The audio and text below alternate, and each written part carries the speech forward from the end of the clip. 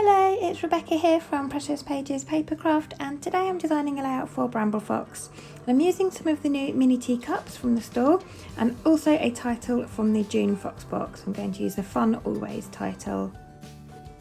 So as you can see, I've got a sketch drawn out there on some kitchen towel. I've been struggling a little bit with my mojo lately and coming up with sort of new ideas of things to do. And I just happened to be cooking dinner one night and a plan started formulating in my head.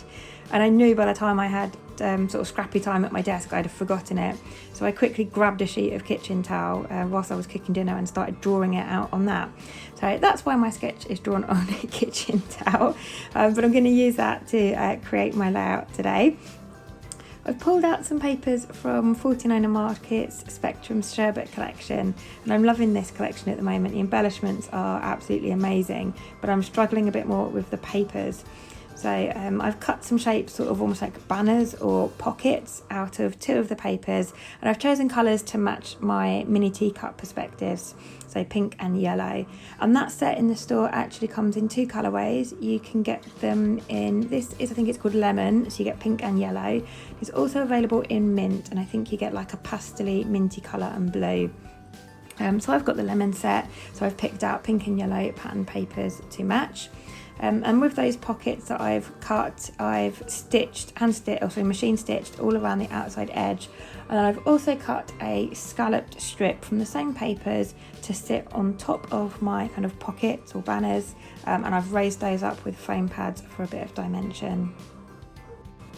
And I'm going to have those sit in the middle of my page, kind of at an angle, overlapping with my photo on top.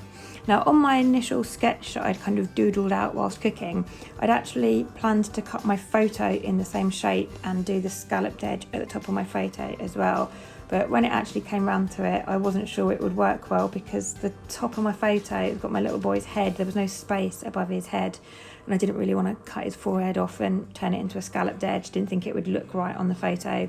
So I've just gone for a rectangular photo instead. And I've trimmed it down slightly smaller than 3x4. But I wanted some mixed media to sit behind those pieces. So I've pulled out my Shimmers paints in kind of coordinating colours. And I mixed two together to get a kind of pinky colour. And I think that was Berry Hot, and I think the other one's called Boho Mama or something along those lines. And I just mixed those together on some of my Bramble Fox packaging, and I used a Tim Holtz rubber stamp to just apply it to my background. Wasn't really looking for the packaging technique, didn't want to get my background too wet because there's no gesso on it. So by using that stamp, it's minimised the amount of water I need to have on my background. And I've just literally randomly stamped it all over so that it will show out behind my paper pockets or banners, and then I came in with the same colours and just added some splatters on top of that. Really simple mixed media, but it just adds a little detail to the background, and of course it's coordinating colours with my perspective, so I've tried to get that lovely pink colour. Now onto my photo, I've turned it into black and white because my little boy's clothes were really brightly coloured in this photo. I think he had yellow shorts on if I remember rightly, and his t-shirt had red, blue, yellow, green, it had everything in it and it really didn't match my colour scheme. So I've turned it black and white. But what I have done is the little plastic teacup he's drinking from, I have turned that back to its original colour, so that is yellow. And I've just got an app on my iPhone that I use to do that. And I absolutely adore this photo, and it works really well with this perspective set with the little yellow teacups.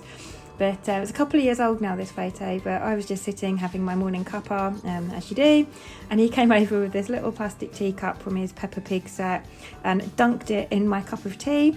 To get a little bit in his cup. So I ended up having to go and wash his cup out, make sure it was clean.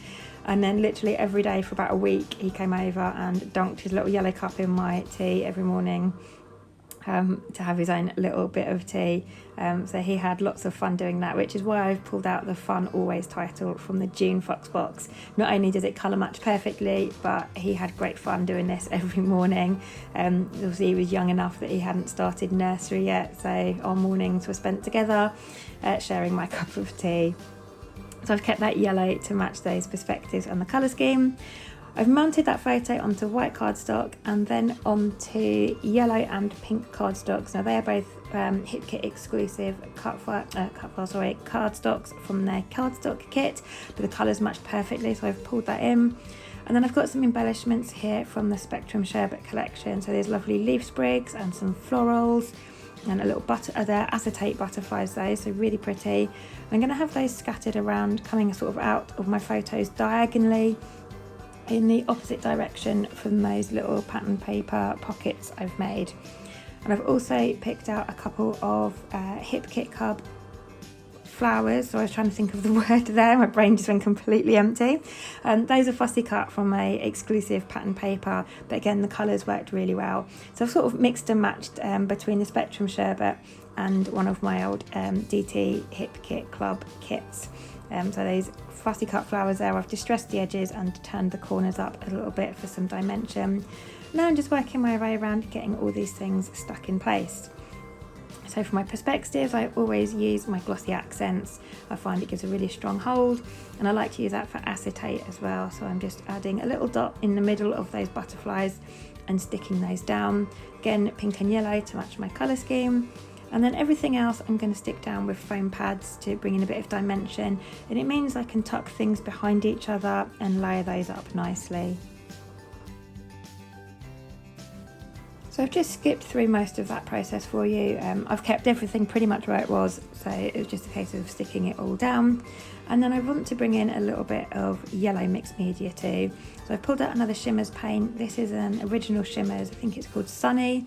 I've got this one from Paper Maze, and I'm just watering it down in a bit of packaging and adding some splatters around the edge. I've already got that pink mixed media, so I wanted to get a little bit of yellow in as well, but I didn't want to add it at the beginning because I didn't want the pink and yellow to mix and end up with orange mixed media, because there isn't really orange on the page. So I've gone for a pink on my background and then finished it off with yellow splatters. And then I decided I wanted to add a frame around the edge of my page.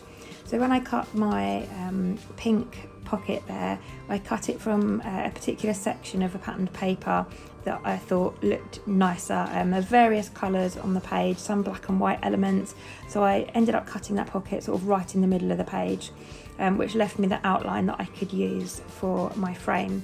So I've just trimmed my background down slightly, it's about 1/4 of an inch on each edge. And then I've gutted the middle of what I had left of that patterned paper. I might be able to use that on another layout somewhere.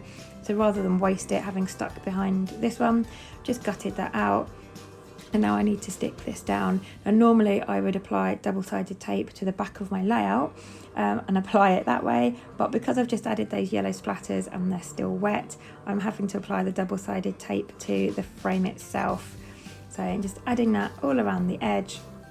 And then I will just sort of stand up over my desk and try and centre my border, or centre my layout, sorry, over that to give me a 1/4 of an inch border all the way around the edge. And then I decide before I do anything else, I should soak up the excess of those yellow splatters before I end up with yellow streaks all over my page. And then just because I've got the white stitching around the edge of those pockets, I thought it'd be a nice touch to finish off my page with some white stitching around the edge of that border. And it also means that if that double-sided tape ever dries out in years to come or anything, that border is stitched in place, so it's not going to go anywhere. So apologies, you're looking at the top of my sewing machine for a little bit, but I'm just adding a white stitch all the way around the outside, and then I'll pull all those loose stitches to the back and just tape those in place. And then I'm just using my fingernails just to rough up those edges a bit and distress them. I did go around the edge with my distressing tool, but I'm just bending them up a little bit with my fingers, and that is me finished for today. So thank you very much for joining me. I hope you've enjoyed this layout and it's given you some inspiration. Those little teacup sets are also available in the store already. Like I said, they are in 2 colourways, so I'll pop a link in the description box below to the store, also to our Foxbox subscription page where that beautiful title is from, and I'll also leave a link to our Bramble Fox Friends Facebook group. So if you're not already a member, please do head over and join. You'll find loads of inspiration from the DT, from our group members, and you can also take part in our monthly challenge there and win a gift card to the store. So thanks again for joining me, and I'll see you next time.